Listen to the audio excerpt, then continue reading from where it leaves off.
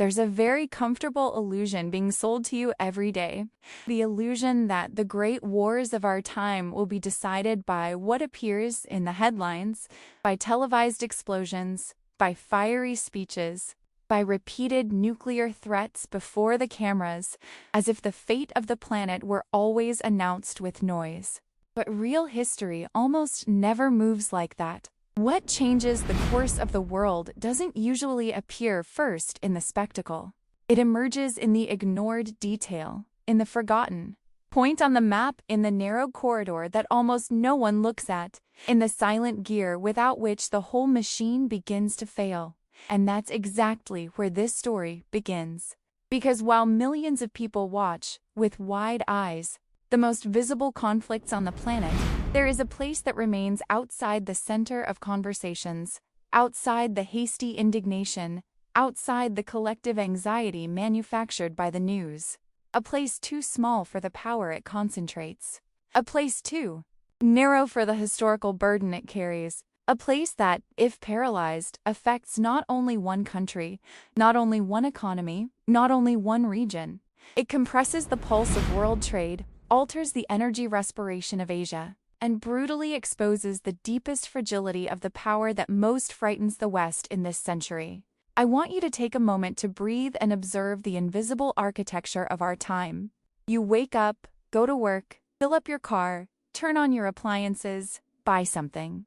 Online, expect the supermarket to be full, medicines to be available, factories to keep producing, energy to keep flowing, and the economic order, even with its cracks, to keep functioning. But what if I told you that a crucial part of this stability depends on a narrow passage of water, squeezed between tropical lands in Southeast Asia?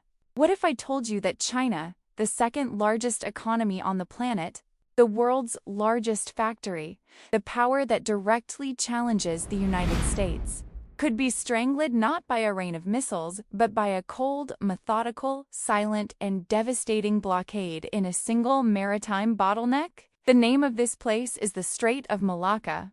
Remember this name as if it were a password, because whoever understands Malacca begins to see the global chessboard with different eyes, and whoever doesn't understand Malacca remains stuck on the surface, believing that modern warfare will be decided only by visible weapons, by soldiers in the field, or by speeches in international organizations. No, modern warfare, at its most sophisticated level, happens through the control of flows, flow of energy, flow of goods, flow of dependence, flow of survival. Whoever controls the flow doesn't need to immediately destroy the enemy. It's enough to control the air they breathe. It's curious how the world has been trained to always react to the same script. When geopolitical risk is mentioned, the same images, the same names, the same tension zones immediately emerge, repeated ad nauseam. Middle East, Strait of Hormuz, oil, shock, panic. And look, there's no mistake in recognizing the importance of Hormuz. It is indeed a sensitive point. A gigantic quantity of oil passes through there. When the region boils over, markets tremble, the price of a barrel rises, governments move, analysts go on high alert. All of this is real. All of this matters. Here's the question almost no one asks. How does it matter? Does it matter? Does it matter as a temporary shock or as a structural rupture? Does it matter as acute pain or as systemic failure? Does it matter as a shock or as strangulation? Because a short-term shock can be absorbed. The price rises, reserves are activated, alternative routes are discussed, negotiations are accelerated. The market tries to find some equilibrium. It hurts, it wounds, it puts pressure on governments, it erodes confidence, but it doesn't necessarily rip the system's backbone. Now compare that to a corridor through which a colossal portion of global maritime trade passes, through which circulate not only barrels of oil, but industrial inputs, electronic components, semiconductors, pharmaceuticals, parts that feed factories in a chain, goods that keep entire economies moving. Do you see the difference? One point affects price. The other affects continuity. One hurts. The other paralyzes. And it is precisely in this contrast that the first layer of a disturbing truth is revealed. The world intensely, discusses what explodes fastest, but neglects what sustains most deeply. The world fears the spectacle of the fire, but does not see the silent cutoff of oxygen. And China, which built its rise on production, export, energy, and scale, depends on external logistical corridors in a much more delicate way than its image as an invincible power suggests. This is the contradiction that few dare to face. Every great power cultivates an appearance of self-sufficiency. Every great power tries to project inevitability. Every great power wants to appear unattainable.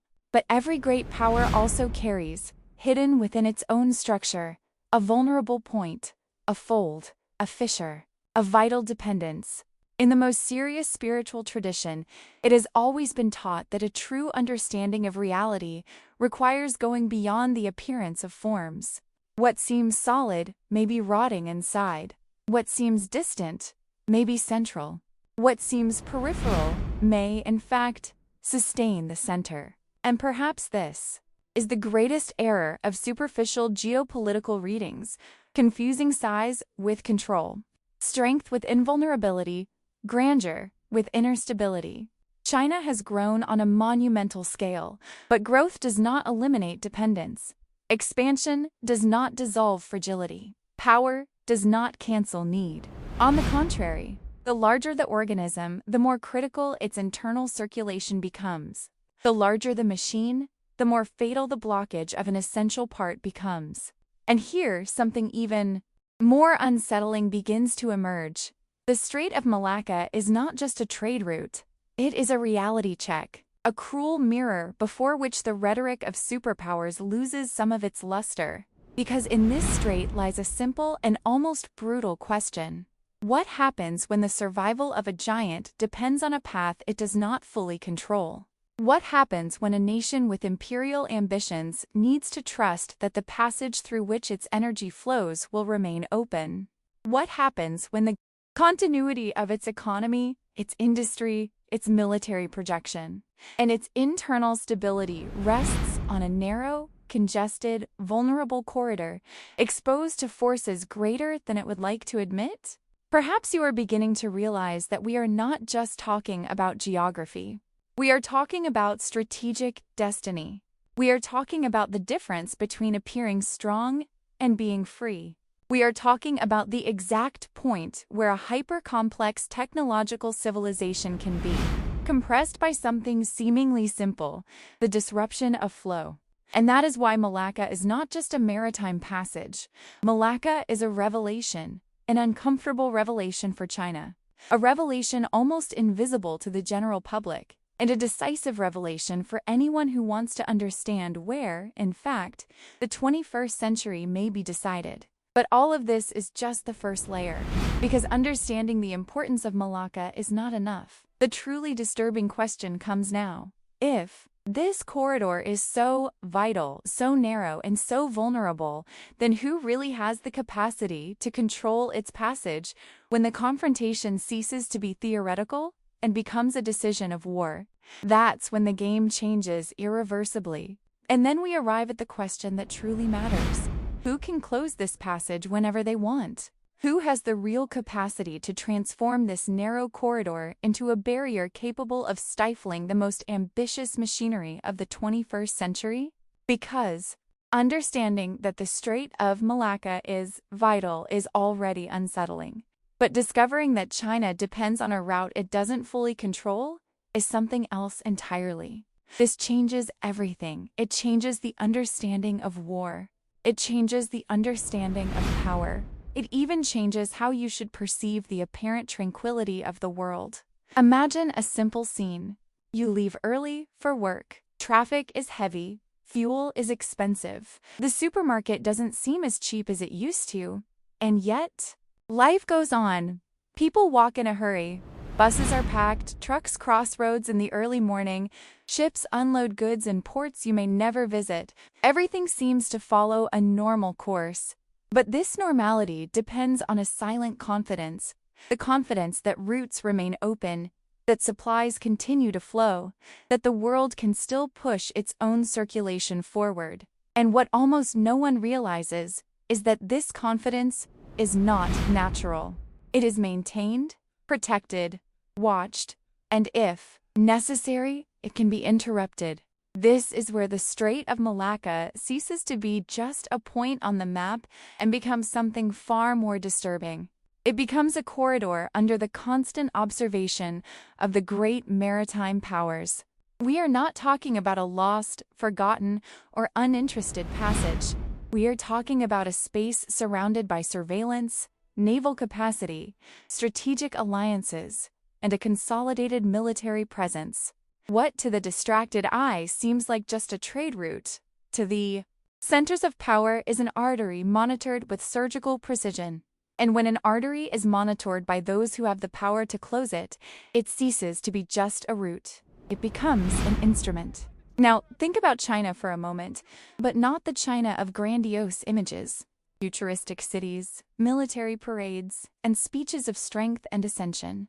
Think of China as a gigantic organism that needs to feed itself every day, an immense body that consumes energy on a colossal scale that depends on continuous production, permanent logistics, ships coming and going, supplies crossing oceans, and oil arriving without interruption. Such an organism cannot stop. It was not built for pause, it was built for constant movement. And precisely for this reason, its dependence becomes more serious. Because the larger the machine, the more fatal the blockage of the right part. That is why Malacca represents not just a geographical vulnerability. It represents an existential exposure. China knows it. Depends on that passage in a way that no great empire would want to depend on something outside its control. And that is perhaps the most uncomfortable point in this whole equation, the power that wants to reshape the global balance, challenge the United States, pressure Taiwan, and assert itself in the Indo-Pacific needs. First and foremost, to trust that a vulnerable strait will remain open. This is not strategic independence. This is conditional dependence.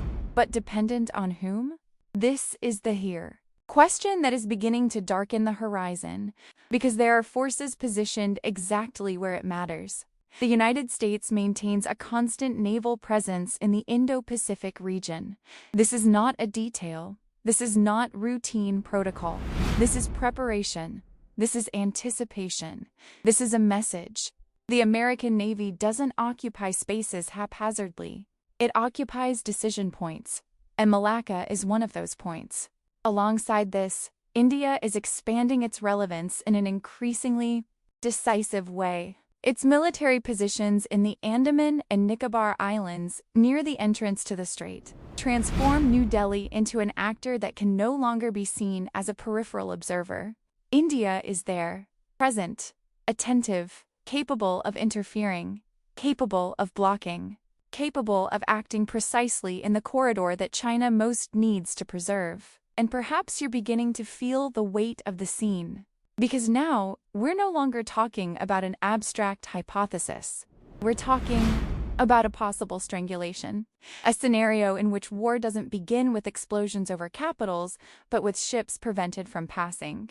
A scenario in which inflammatory rhetoric disappears and gives way to the oldest logic of power, denying the adversary that without which he cannot survive. Isn't that curious? The modern world likes to imagine itself very sophisticated, very technological, far above the classic brutalities of history. But when you look closely, you realize that the fundamentals remain the same: surround, isolate, cut off supplies, control access, the form changes, the essence remains. And there's something almost psychological, almost spiritual in this dynamic, because every civilization creates an image for itself, an internal narrative about its strength, its mission, its destiny. But it's always in moments of crisis that this image is tested by reality. China constructed the narrative of an inevitable rebirth, of a historical rise destined to reposition the center of the world. But every narrative of grandeur, sooner or later, stumbles upon its own blind spot. And Malacca may be that blind spot, the place where will meets limitation, where the imperial project meets the narrow corridor, where the ambition for invincibility meets the cold mathematics of dependence. Think about what this means in concrete terms. Think about the fuel that stops arriving. Think about factories slowing down. Think about assembly lines being interrupted, ports congested, international contracts suspended, markets reacting with panic, global supply chains colliding. Think about the domino effect, the cell phone that's delayed, the missing electronic component, the price that rises without visible explanation for those just trying to live their daily lives, the shelf that's no longer restocked on time, the freight that doubles, the energy that becomes more expensive. The daily life of the average citizen almost never perceives geopolitics. The moment it happens, they feel it in the effects, in the squeeze, in the cost, in the shortage, in the delay, in the growing anxiety of a system that begins to fail without clearly announcing the origin of the problem. Meanwhile, public perception remains lagging behind, looking in the wrong places, waiting for the wrong signs, believing that the beginning of a major disruption needs to look cinematic. But the changes that truly matter often happen first behind the scenes. First, a route becomes more tense. Then a naval presence increases. Then a calculation shifts in strategic offices. Then a message is sent without words. And by the time the public realizes it, the process is already underway. Perhaps that's why Malacca exerts such a dark fascination on those who study power in depth, because it reveals a truth that many people prefer not to face, that power doesn't belong only to those who produce more, grow more, or speak louder. Power often belongs to those who occupy the right place at the decisive moment, to those who hold the key, to those who observe silently while the other depends on passage. And this kind of power is more disturbing precisely because it doesn't need to be displayed all the time. It only needs to exist. But there's an even more serious layer to this story, because China is not unaware of any of this. It knows, it calculates, it fears. And when a superpower knows exactly where its greatest weakness lies, it begins to act before the trap closes completely.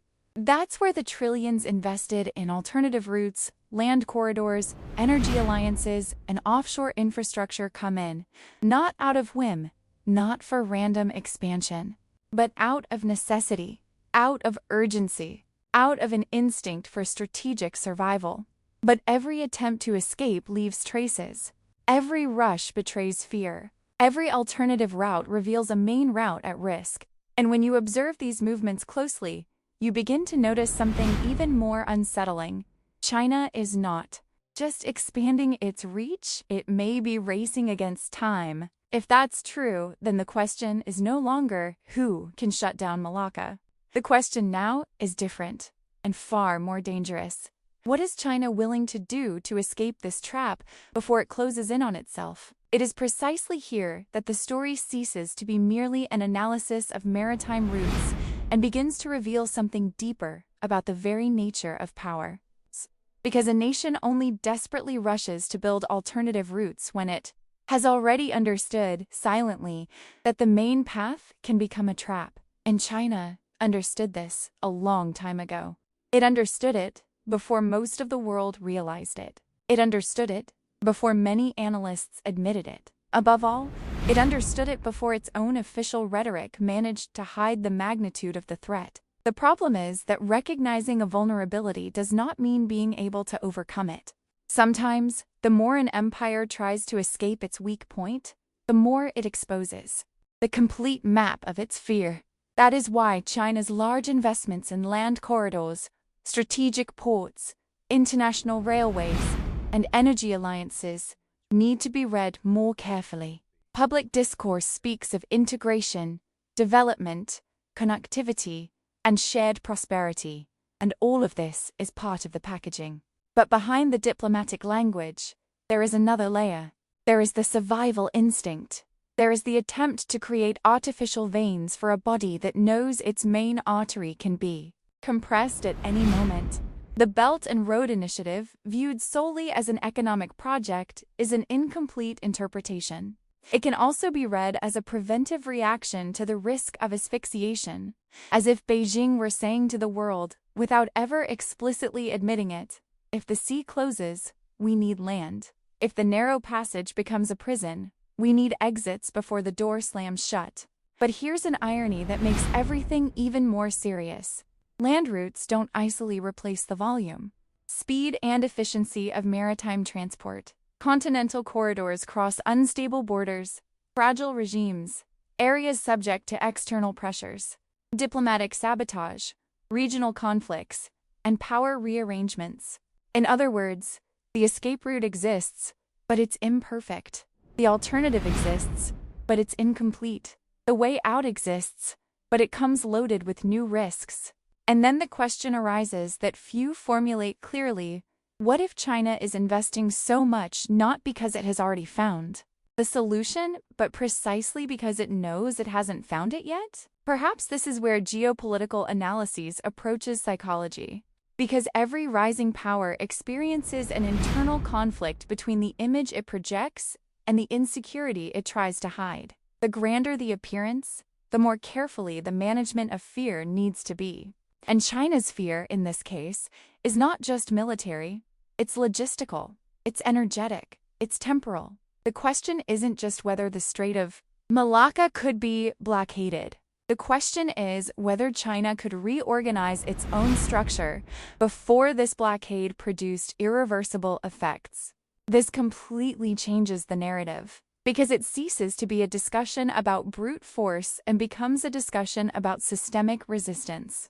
How long can a giant hold out when its breath begins to fail? In the popular imagination, wars are still understood as sequences of battles, explosions, invasions, colorful maps on television news, and dramatic pronouncements made from official pulpits. But the most sophisticated form of confrontation in the contemporary world is perhaps much colder. Not destroying the enemy in a frontal attack, but forcing them to live under the permanent threat of silent collapse. Not breaking their sword, but controlling the forge that produces it. Not bombing their cities, but making the continuous functioning of the system that sustains their cities impossible. And this explains why Malacca is more than a strait, is a hidden clause in the struggle for the 21st century. A clause that defines how far China can advance without risking everything. What is most unsettling is that this dependence can influence decisions that, at first glance, seem disconnected. Investments in certain countries, improbable diplomatic rapprochements, presence in distant regions, obsessive interest in infrastructure outside Chinese territory, attempts to redesign energy alliances. None of this needs to be seen solely as expansion. It can also be compensation. It can also be preemptive defense. It can also be the behavior of a power that has already understood that its greatness rests on a less solid foundation than it appears. And when an empire starts acting on multiple fronts simultaneously, it's not always because it's comfortable. Sometimes it's because it feels the ground vibrate beneath its feet. But there is an even more subtle layer that almost never enters the conversation. The dependence on Malacca is not just an operational weakness for China, it is also a mental prison. Because a country that knows where its bottleneck lies begins to reason under the permanent shadow of that possibility. Every military move, every gesture in Taiwan, every regional escalation, every tension in the Indo-Pacific needs to be calculated not only by what one wishes to gain, but by what one could lose if the adversary's reaction comes at the right moment. This means that Malacca not only limits Chinese logistics, but also its strategic horizon. And here, the revelation takes on another weight. Perhaps the true power of the United States over China lies not only in weapons or technology, but in the ability to force Beijing to think under constraint. And what happens to a power that dreams of reshaping the global order, but needs to plan every step knowing that its breath can be controlled by others? What happens when ambition encounters an invisible ceiling? What happens when the projection of force stumbles upon a geographical detail that acts as a strategic shackle? This is where the image of the dragon changes. Because it is still enormous, still dangerous, still capable of setting the tray on fire. But now we know that it can also be surrounded. and knowing that a giant can be surrounded alters the way the entire world begins to treat it. This also helps explain the intensity with which China tries to influence narratives. Every superpower understands that war is not fought only with ships, oil, and maritime corridors. It is also fought in the imagination. A country vulnerable in a crucial area needs to appear less vulnerable than it actually is. It needs to convey inevitability. It needs to project confidence. It needs to make adversaries and partners believe that its advance is continuous, solid, unstoppable. Because in geopolitics, perception and structure go hand in hand. If the world begins to clearly see the exact location of its fragility, that fragility ceases to be merely a potential risk and begins to become an active element in the game. That is why Malacca should not be seen merely as a piece of scenery. It is the point where logistics, psychology, energy, time, and power intersect.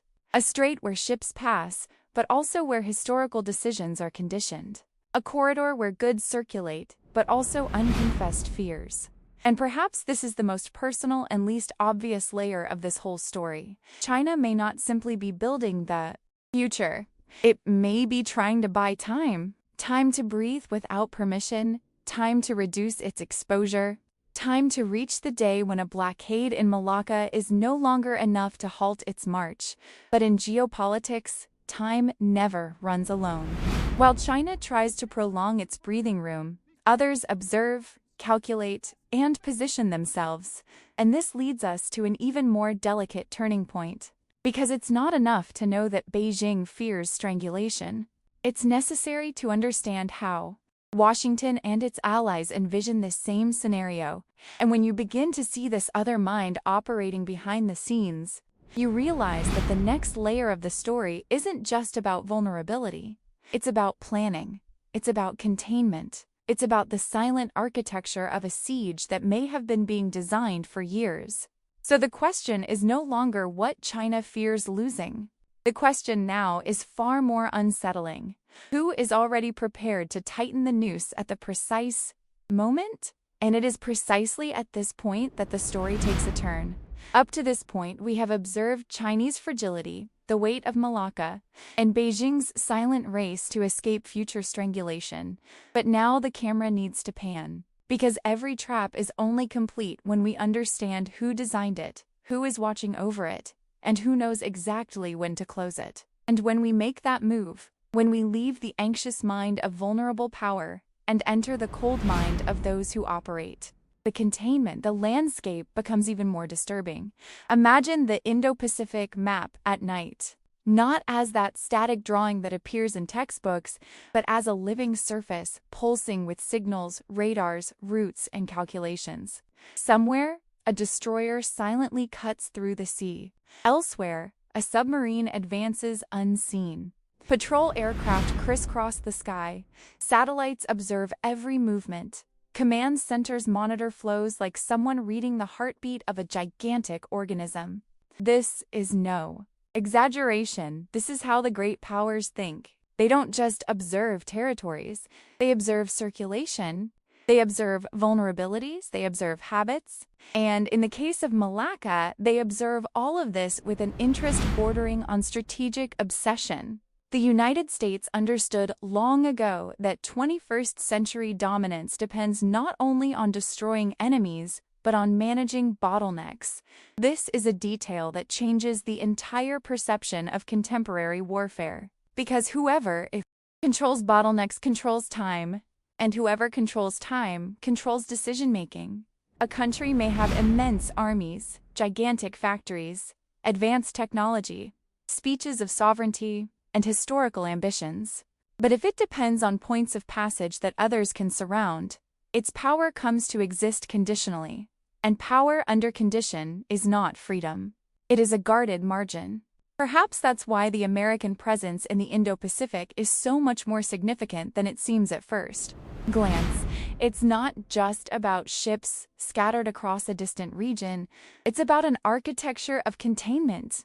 Bases, alliances, naval exercises, air presence, shared intelligence. distributed logistics, agreements that seem diplomatic but in practice function as stitches in a larger network. And when this network is superimposed on the map of Chinese trade and energy, a disturbing image emerges. That of a power that grew looking ahead, while another, older, more experienced, and more maritime, positioned itself around it. This is where India enters the story in an almost decisive way. For a long time, many people treated New Delhi as a secondary actor, important but not central. But that view has become outdated. India occupies a geographical position that, in times of tension, ceases to be merely relevant and becomes critical.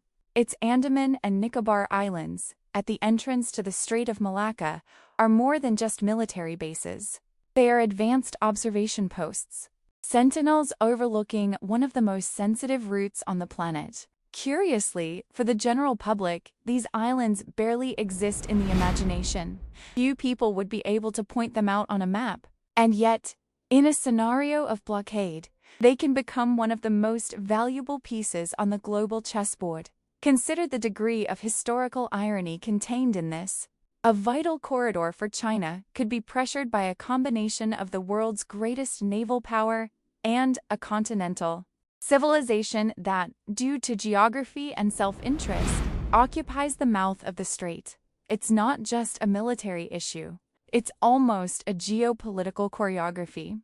On one side, Washington, with its tradition of maritime projection, its experience in controlling routes, and its obsession with preventing the emergence of a hegemonic rival in the Pacific. On the other, New Delhi, with its own apprehension about the Chinese rise, its border conflicts, its regional power project, and its almost surgical position regarding Malacca. What seems like a coincidence on the map is, in practice, a convergence of interests. And here emerges a fact that further amplifies this sense of discovery. In geopolitics, the most important place is not always the widest, the richest, or the most populous. Sometimes, the decisive place is the narrowest, the most forgotten, the most improbable. A little-known island, a congested channel, a small port, a strip of sea squeezed between coasts that, at first glance, seem peripheral. This is one of the most fascinating and cruel lessons of power. The center of the world often passes through places that the world does not see. But the image becomes even more powerful when you bring it to concrete terms. Imagine rows of ships waiting to pass. Imagine gigantic oil tankers slowly advancing through a narrow corridor, escorted only by the hope that the global order will continue to function. Imagine what it means, in real terms, to stop this movement. We're not just talking about interrupted trade. We're talking about ships without a destination, contracts suspended, insurance soaring, logistics operators in panic, markets reacting in a chain reaction, governments trying to calculate the impact of a decision that doesn't even need to be announced aloud to begin to take effect. Sometimes, the simple increase in tension at a bottleneck is enough to contaminate the entire system with anxiety. And there is something almost cinematic, yet profoundly real, in the idea that the beginning of a global crisis may not come with a clarion call, but with a congestion. Not with an explosion, but with a cue. Not with a televised invasion, but with delays, diversions, hesitation, operational silence. This is especially disturbing because it wounds the way we have been taught to recognize threats. We expect the visible shock, but mature power works with gradual suffocation, with denial of access, with calculated waiting, with the awareness that, in a hyper-connected world, delay is already hurt, interruption is already punishment. Blocking is almost victory. And that is precisely why containing a power like China doesn't need to begin on the traditional battlefield. It can begin in the psychological realm of predictability. If Beijing knows that its ships can be monitored, followed, and, in an extreme scenario, blocked, if it knows that there is a network of allies, bases, and navies surrounding the corridor, it depends. on if it knows that its economic continuity can be threatened without a missile needing to fall on its cities, then every step of its foreign policy carries this invisible weight. Every decision about Taiwan, every advance in the South China Sea, every military exercise, every gesture of pressure is taken in the shadow of this vulnerability. It's like playing chess knowing that your opponent already occupies the square where you need to breathe. There are also improbable situations that reveal, and this type of power works. A naval exercise that seems merely routine may actually be a rehearsal for presence. An apparently protocol-driven diplomatic visit may conceal strategic alignment. An investment in port infrastructure may function as long-term logistical preparation. An intelligence-sharing agreement may be worth more than dozens of fiery speeches. The average observer sees scattered news. The strategist sees the pieces fitting together. And when the pieces begin to form a pattern, it becomes clear that the narrative is not just advancing. It has been being constructed for years. Perhaps that's why this phase of history is so fascinating, because it shatters the illusion of spontaneity. Nothing here is improvised. Not the Chinese rush to open alternative routes, not the American presence at key points, not the growing role of India, not the silent struggle for islands, ports, and corridors. All of this composes a scenario in which the most important conflict is not necessarily the most visible, but the most meticulously prepared. And when you see this, an almost physical sensation arises that the world is closer to a tipping point than most people imagine. However, there is a difference between having the ability to block and choosing when to do so. And this is where the tension rises again. Because no power activates a strategic weapon of this magnitude without carefully measuring the global impact, the risk of escalation, and the repercussions on itself. Closing Malacca, or even seriously threatening its stability, would not be a small gesture. It would be a decision capable of reorganizing trade, pressuring allies, destabilizing markets, and accelerating a planetary crisis. And that is precisely why this tool is so powerful. Because it doesn't need to be used in a trivial way. Its mere existence as a real possibility is enough to shape behavior. This leads us to an uncomfortable conclusion. Perhaps Malacca's greatest strategic value lies not in the blockade itself, but in the fact that everyone involved knows it could happen. China knows. The United States knows. India knows. The markets know, even when they pretend not to. And this shared awareness transforms this strait into something more than a route. It becomes a mechanism of permanent pressure, a latent threat, a ghost operating in the background of every important strategic calculation in Asia. But the story hasn't reached its darkest point yet, because it's one thing to understand who can tighten the noose. It's quite another, far more serious, to imagine what would actually happen if they ever decided to do it for real. And when that door opens, what appears on the other side is no longer just a struggle for influence. It's the anatomy of a collapse. Now imagine that this invisible limit ceases to be merely a possibility and begins to transform into reality. Not as an official announcement, not as a declaration of war, but as a series of small signs that individually seem irrelevant but together form something impossible to ignore. A sudden increase in naval presence at specific points. Military exercises that cease to be routine and begin to occur with unusual frequency. Maritime insurance premiums that begin to rise without clear explanation. Routes being discreetly diverted. Technical communications replacing political speeches. Nothing dramatic enough to become an immediate global headline, but enough to unsettle those who know exactly what to look for, and that's how it begins. Not with explosions, but with changes in behavior. Because the global system doesn't collapse all at once. First, it oscillates. Then it hesitates. And only then does it give way. Imagine logistics operators trying to recalculate routes in real time. Financial analysts trying to predict impacts that don't clearly appear in the data. Governments trying to understand if this is just momentary tension or the beginning of something bigger. And in the midst of all this, ships continue moving forward, as if nothing were happening, but already carrying within themselves the risk of being interrupted at any moment. Now bring this to the most concrete level possible. Think about the first day a Chinese oil tanker is prevented from moving forward. Not sunk, not destroyed, just stopped. A technical decision, seemingly administrative, supported by operational justifications. Nothing that, at first glance, appears to be an act of war. But those who observe carefully realize that this is not an isolated incident. It's a test, a rehearsal, a signal. And then the inevitable question arises, what if this happens again? What if it's not a one-off case, but the beginning of a pattern? In the second stage, perception changes. Market agents begin to react. Transportation costs rise. Companies adjust contracts. Countries begin to discuss reserves.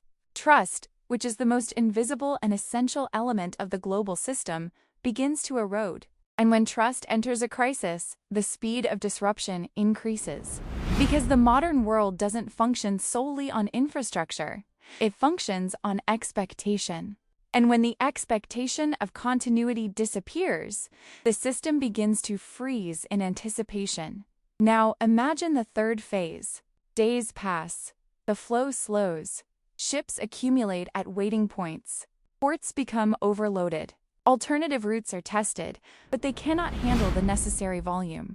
And then reality begins to hit the core of the problem. The oil that should arrive doesn't arrive at the expected rate. Reserves begin to be used. The safety margin begins to shrink. And for the first time, the Chinese machine feels the direct impact. Not in rhetoric, not in propaganda, but in operation.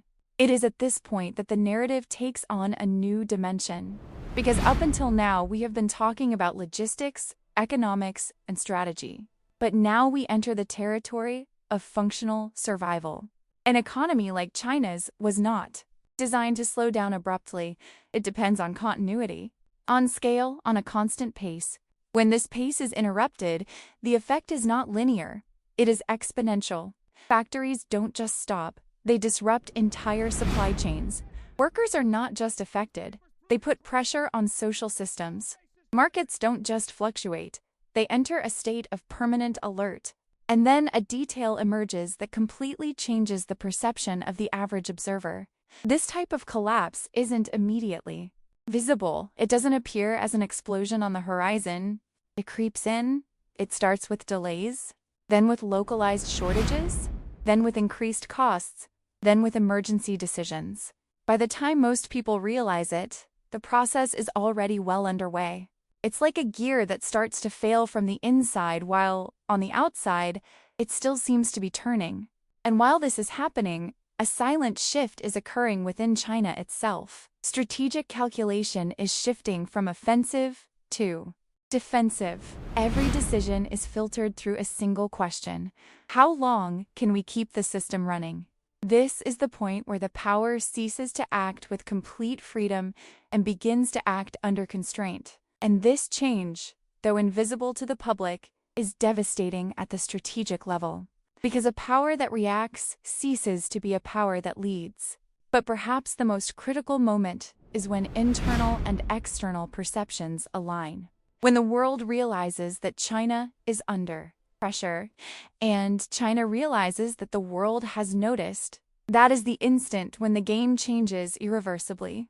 Trading partners begin to recalculate risks, allies become cautious, investors reassess positions, and adversaries observe. This is where the most tense twist in the entire narrative emerges, because up until now we've talked about containment, pressure, progressive strangulation.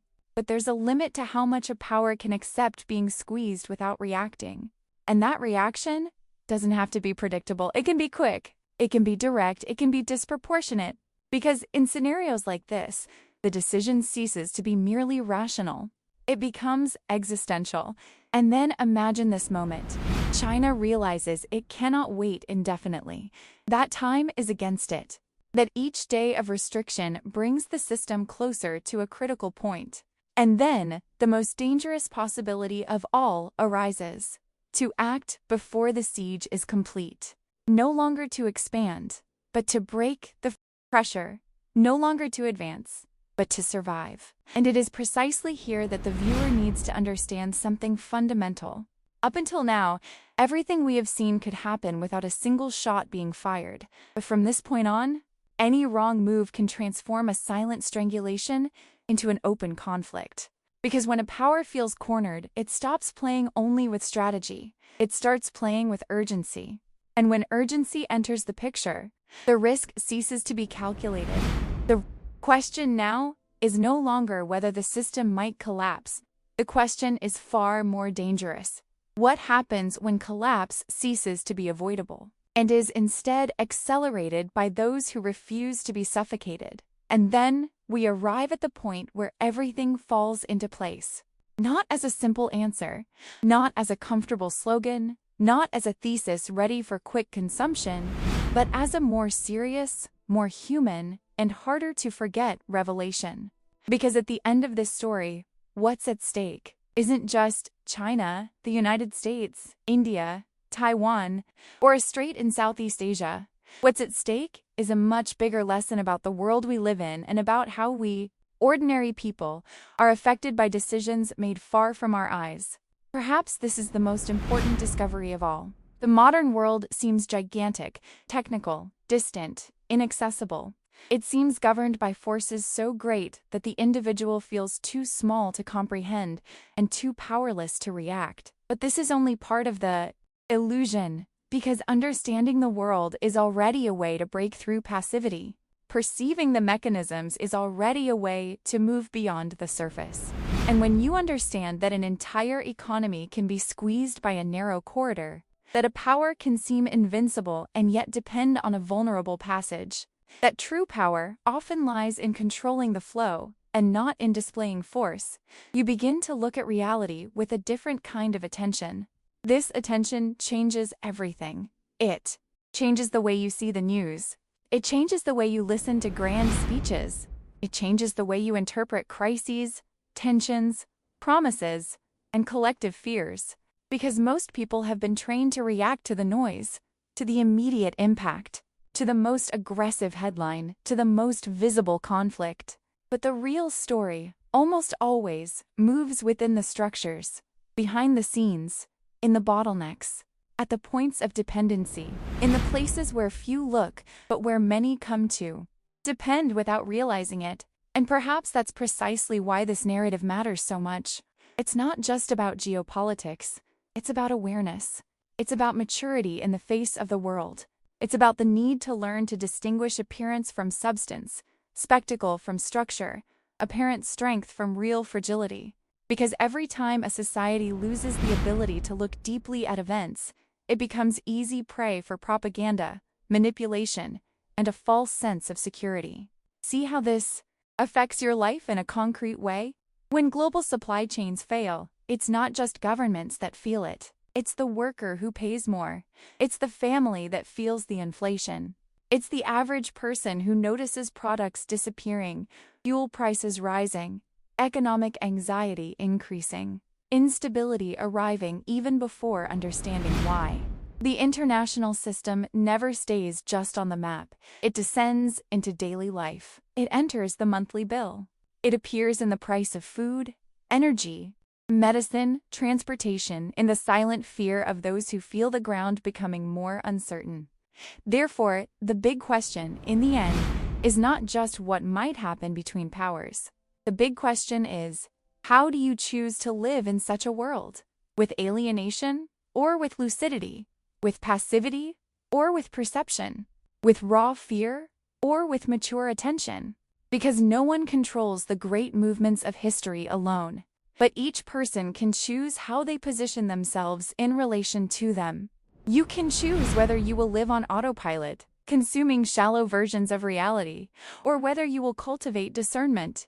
You can choose whether you will only react when crisis knocks on the door, or whether you will learn to read the signs beforehand. You can choose whether you will surrender your mind to the noise, or strengthen it with understanding. And there is something profoundly liberating about that. Because lucidity doesn't eliminate the world's risk, but it diminishes the power that confusion has over you. When you understand how systems work, It becomes harder to be deceived by simplistic narratives. When you recognize the points of dependence, you begin to understand why certain decisions happen, why certain alliances emerge, why certain conflicts become inevitable. And, above all, you come to understand that stability is not an automatic right of civilization. It is a fragile, temporary, and permanently contested construct. Perhaps the most powerful image that remains from this story is precisely this: an entire world traversed by a strait, a colossal power dependent on a narrow passage, an entire century pressured by invisible currents, and at the heart of it all, a truth that also applies to human life. It is not the size that defines the solidity of a structure, but the quality of the points that support it. Empires forget this. Companies forget this. People forget this too. How many times does someone seem strong on the outside, but vulnerable at a central point? How many times does an entire life seem stable, but depend on a single ignored axis? How many times does a lapse not stem from what drew the most attention, but from what has been neglected for too long? This geopolitical lesson is also an existential lesson. Look at your own bottlenecks, at your own points of dependence, at what sustains your peace, your freedom, your clarity, your autonomy. Because those who don't know their weaknesses live at their mercy. And those who don't protect their vital points discover too late the price of distraction. In the end, perhaps the greatest value of this journey is this: it forces us to move beyond superficiality. It forces us to look beyond the spectacle. It forces us to realize that the most decisive events in the world are often hidden in silent roots, connections, structures, and choices. And when you learn to see this, something changes within you. You stop being merely a spectator of crises and become a reader of processes. You stop being a hostage to shock and begin to seek understanding. You stop living only by reacting to what explodes and begin to pay attention to what sustains. This is the kind of awareness our time needs. Less hysteria, more deep reading, less headline consumption, more interpretation, less fascination with noise, more respect for structure. Because a people who do not understand the world they live in become vulnerable, not only economically or politically, but mentally. And today, more than ever, the battle is also for your attention, for your ability to discern, for the integrity of your mind.